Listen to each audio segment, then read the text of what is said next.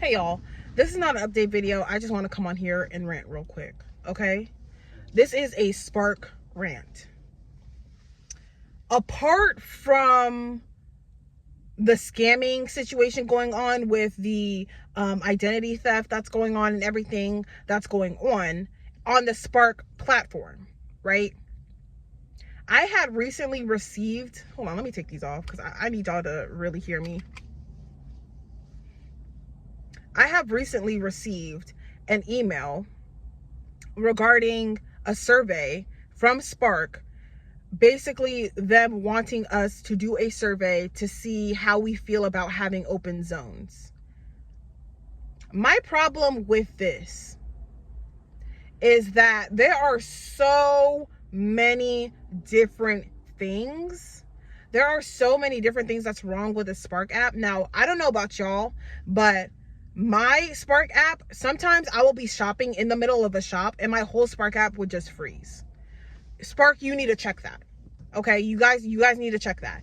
Second of all, if you guys are familiar with Instacart basically had a feature to where you can text or call the customer during a shop in the event you have any questions or concerns regarding any substitutions or replacements or whatever.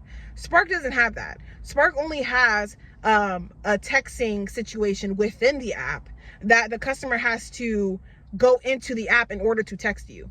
A lot of these customers, they literally will place their order on their phone and they will set their order to the side. They'll shut off their phone. They'll freaking pound their phone with a hammer. Their phone no longer exists. They'll sell their phone off. They're no longer in contact. They're not contactable, right? Completely MIA, missing in action. When you're trying to contact this customer about substitutions or whatever, they'll be completely MIA until you are done with the shop. You have either skipped the item or you substituted the item to your best of your ability.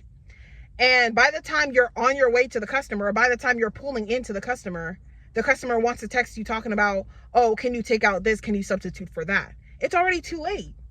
And then the customer gets upset, even though technically they shouldn't be upset because they should have been, with you on the app. You guys are all, as customers, they already are not the ones shopping for the order. The least you can do is stay on your phone while the person is shopping for your order. And me, I'm a very quick shopper. I've been doing this for years. Okay, years. A big order, I can get that done within 40 minutes or less. Okay, even majority of my orders, that my shop time is between 15 and 30 minutes max. Absolute max, right? So the least the customer can do is be on the app while you're shopping through the items, or at least be around the phone in case your Spark driver wants to contact you about something, right? But most people are not like that. Most people are not very efficient like that. So they need to include a way to text or call the customer while you're shopping for them on the app. They need to do that. And on top of that, with that being said, the fact that you cannot participate in incentives if your rating is under 4.7 is beyond me. Like, there's a lot of, there are customers out there, imagine, your money being controlled and dependent upon one customer having a bad day, or one customer just, for whatever reason, wants to give you a bad rating, and the next thing you know, it messes up with your money. That's ridiculous to me. So it's always something or another with these gig apps, which is why this is the last time I am going to subject myself to doing gig apps full time. Now, right now it's good money.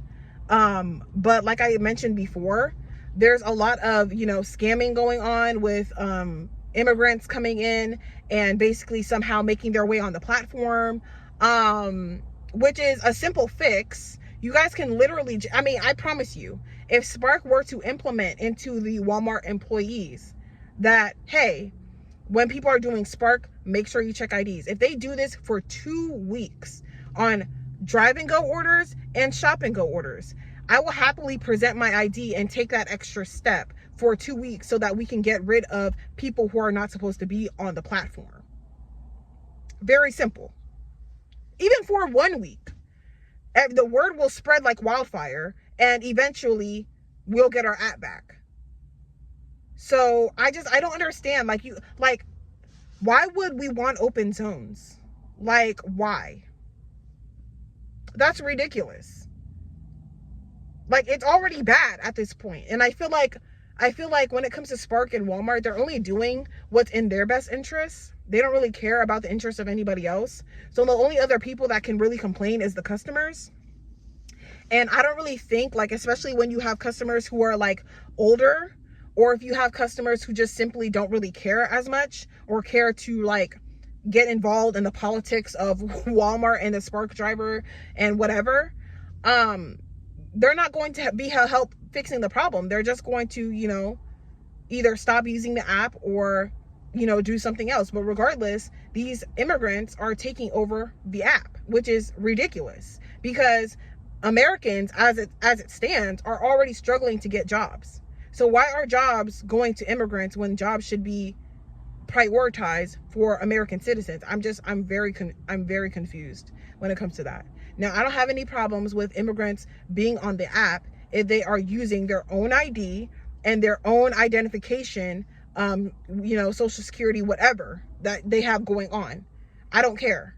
But if they are on the app with multiple phones, that is not okay. And something needs to be done about it. So what I'm going to actually do at my Walmart is I'm going to rally up some of the Spark drivers that I know, probably even some of the Instacart drivers, etc., whatever.